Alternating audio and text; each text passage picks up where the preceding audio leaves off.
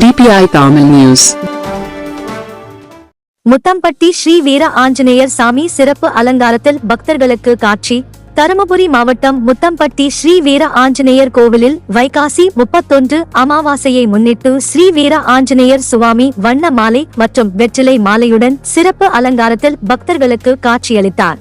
ஆஞ்சநேயர் கோவிலுக்கு மாவட்டத்தில் உள்ள அனைத்து பகுதிகளில் இருந்தும் வெளி மாநிலங்களில் இருந்தும் ஏராளமான பக்தர்கள் திரளாக கலந்து கொண்டு நீண்ட வரிசையில் நின்று சாமி தரிசனம் செய்து நேர்த்திக் கடனை செலுத்தினர்.